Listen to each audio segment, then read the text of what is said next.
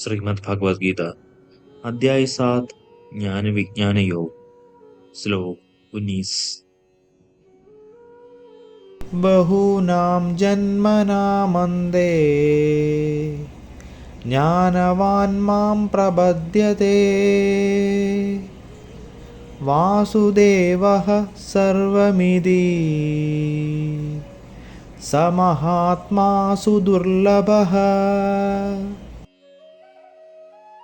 अनेक जन्मों की आध्यात्मिक साधना के पश्चात जिसे ज्ञान प्राप्त हो जाता है, वह मुझे सबका उद्गम जानकर मेरी शरण ग्रहण करता है।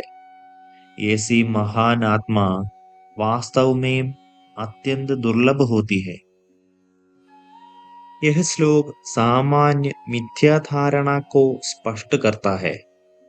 प्रायः ऐसे लोग जो बौद्धिक रूप से भक्ति को ज्ञान से निम्न मानकर उसका उपहास करने में प्रवृत्त रहते हैं, वे ज्ञान विकसित करने के अपने ढंब को प्रसारित करते रहते हैं और भक्ति में तल्लीन लोगों को निम्न दृष्टि से देखते हैं।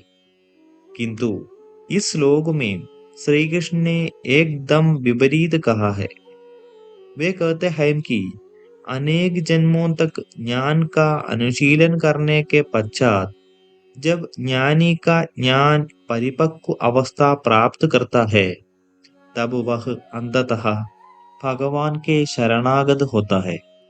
वास्तव में सच्चा ज्ञान भक्ति की ओर ले जाता है।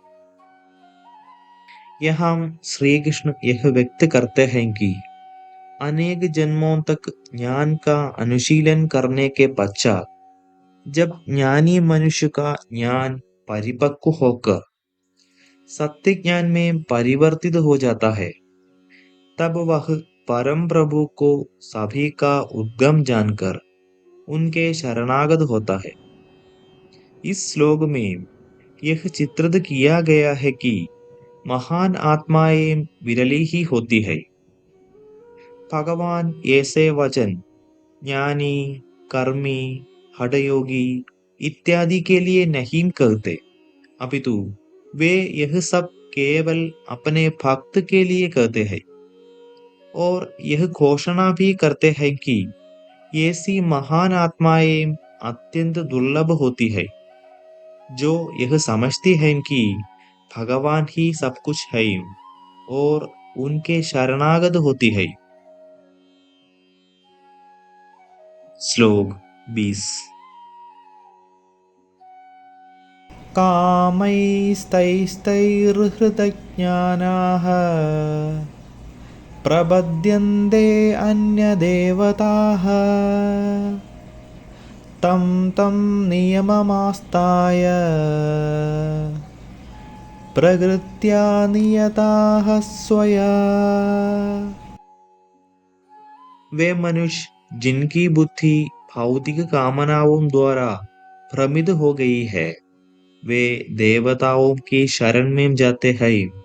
अपनी अपनी प्रवृत्ति के अनुसार वे देवताओं की पूजा करते हैं और इन देवताओं को संतुष्ट करने के लिए वे धार्मिक कर्मकांडों में संलग्न रहते हैं। जब भगवान श्री कृष्ण सभी अस्तित्वों का आधार है, तब कोई भी देवता अपने आप में स्वतंत्र नहीं हो सकता। देवता भी भगवान के शासन के कनिष्ठ अधिकारी है। यद्यपि हमारे जैसी जीवात्माएं जो कि आध्यात्मिक रूप से ऊपर उठी हुई है और अपने पूर्व जन्मों के पुण्य कर्मों के परिणाम स्वरूप उन्होंने भौतिक जगत की शासन व्यवस्था में उच्च पद प्राप्त कर लिया है, वे किसी को माया के बंधनों से मुक्ति नहीं दिला सकती, क्योंकि वे अपने आप में स्वतंत्र नहीं है।